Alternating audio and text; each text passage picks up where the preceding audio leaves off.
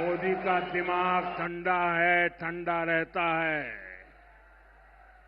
लेकिन मोदी का लहू गर्म होता है।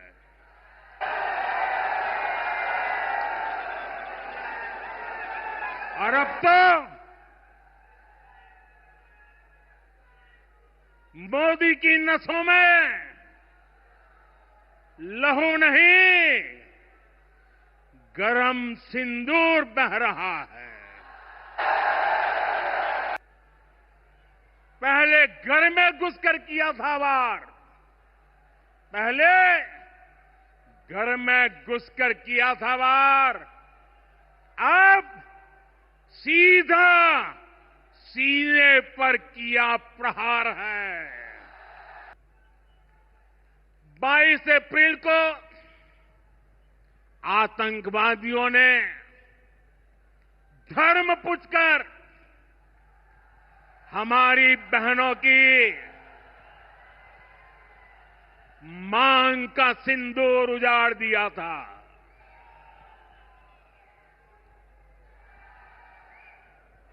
वो गोलियां पहलगाम में चली थी, लेकिन उन गोलियों से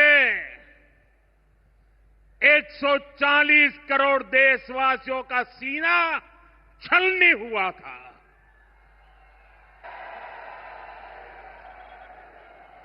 इसके बाद हर देशवासी ने एकजुट होकर संकल्प लिया था कि आतंकवादियों को मिट्टी में मिला देंगे, उन्हें कल्पना से भी बड़ी सजा देंगे। आज आपके आशीर्वाद से, देश की सेना के शौर्य से हम सब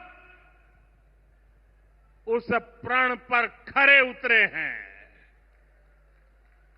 हमारी सरकार ने तीनों सेनाओं को खुली छूट दे दी थी और तीनों सेनाओं ने मिलकर ऐसा चक्रव्यूह रचा कि पाकिस्तान को घुटने टेकने के लिए मजबूर कर दिया। साथियों, ये संयोग ही है। 5 साल पहले जब बालाकोट में देश ने एयर स्ट्राइक की थी, उसके बाद मेरी पहली जनसभा राजस्थान में ही सीमा पर हुई थी। मैं देश नहीं झुकने दूंगा।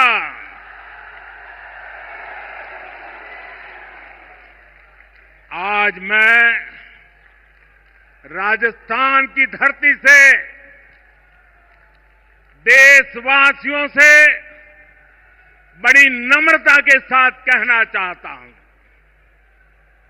मैं देश के कोने कोने में जो तिरंगा यात्राओं का हुजूम चल रहा है,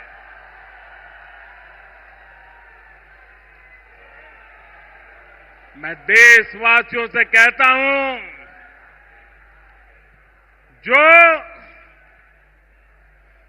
जो सिंदूर मिटाने निकले थे, जो सिंदूर मिटाने निकले थे, उन्हें मिट्टी में मिलाया है।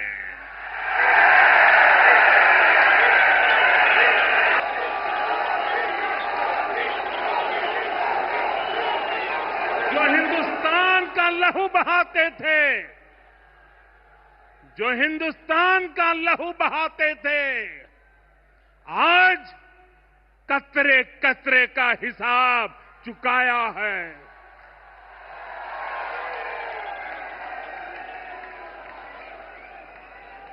जो सोचते थे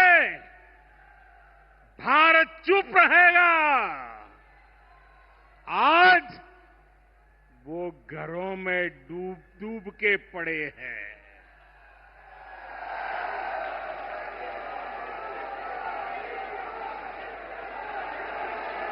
जो अपने हथियारों पर घमंड करते थे, जो अपने हथियारों पर घमंड करते थे, आज वो मलबे के ढेर में दबे हुए हैं।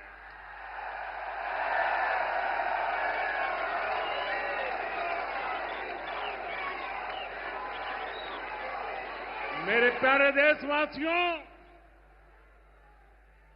ये शोध प्रतिशोध का खेल नहीं,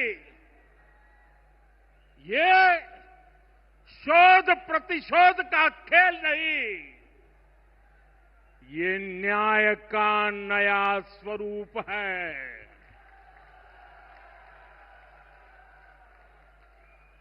ये न्याय का नया स्वरूप है। ये ऑपरेशन सिंदूर है।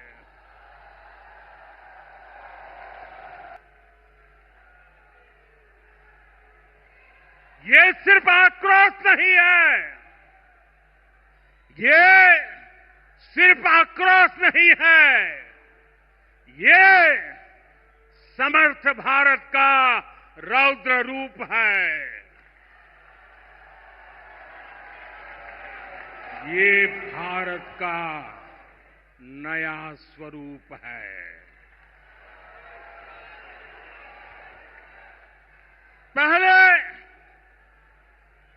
पहले घर में घुसकर किया था वार, पहले घर में घुसकर किया था वार, अब सीधा सीने पर किया प्रहार है। का फन कुचलने की,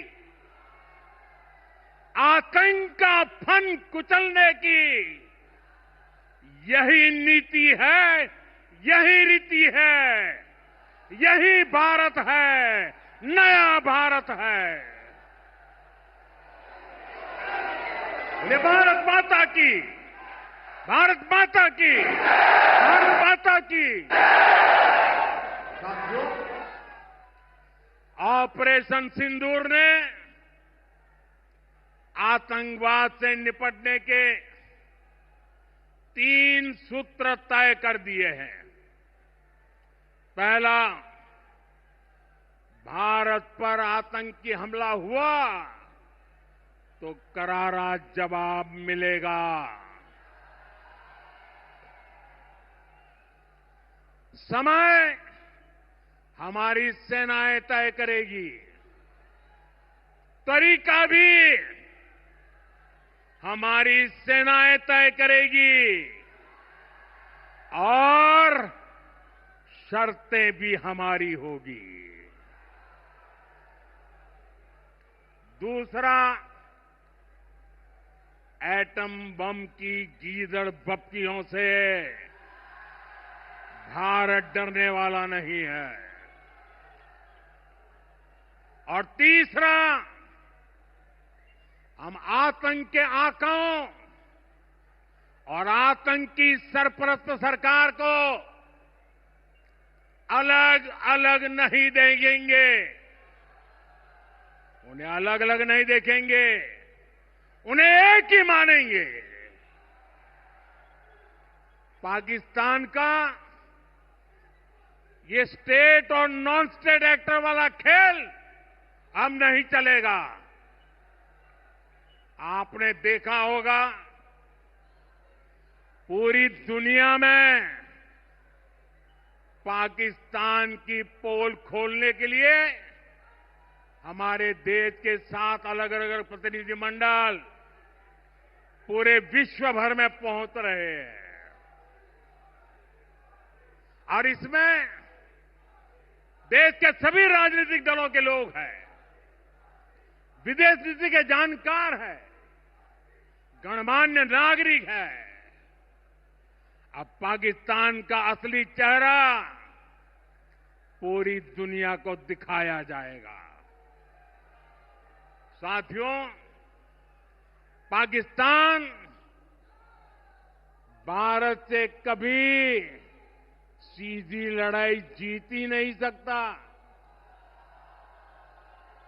जब भी सीधी लड़ाई होती है तो बार बार पाकिस्तान को मुंह की खानी पड़ती है।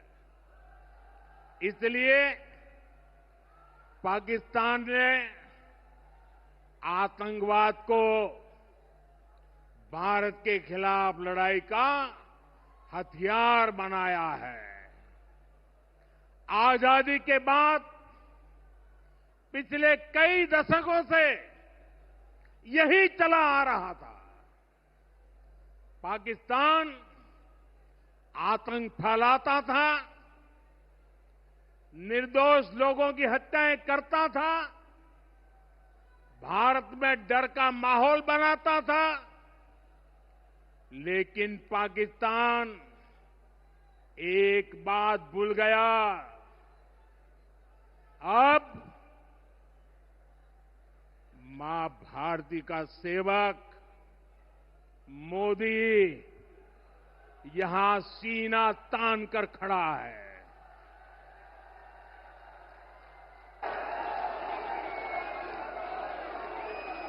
मोदी का दिमाग ठंडा है, ठंडा रहता है, लेकिन मोदी का लहू गर्म होता है।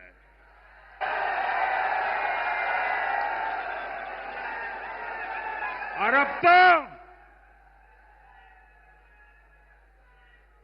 मोदी की नसों में लहू नहीं, गरम सिंदूर बह रहा है।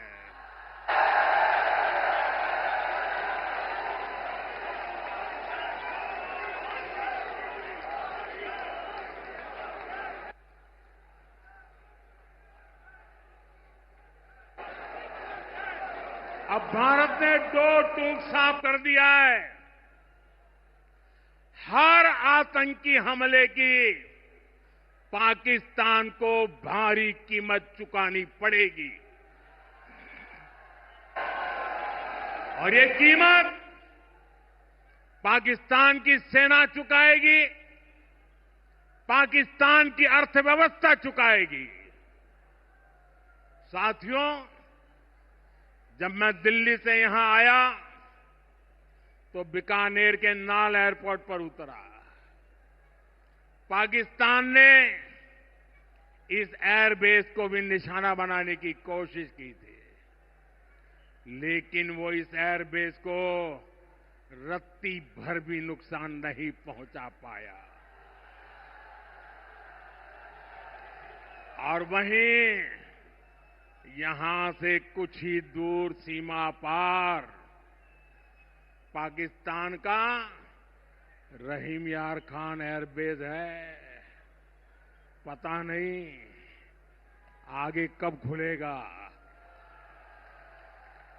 आईसीयू में पड़ा है। भारत की सेना के अचूक प्रहार ने इस एयरबेस को तहस नहस कर दिया है। साथियों, पाकिस्तान के साथ न ट्रेड होगा न टॉक। अगर बात होगी तो सिर्फ पाकिस्तान के कब्जे वाले कश्मीर की, पीओके की।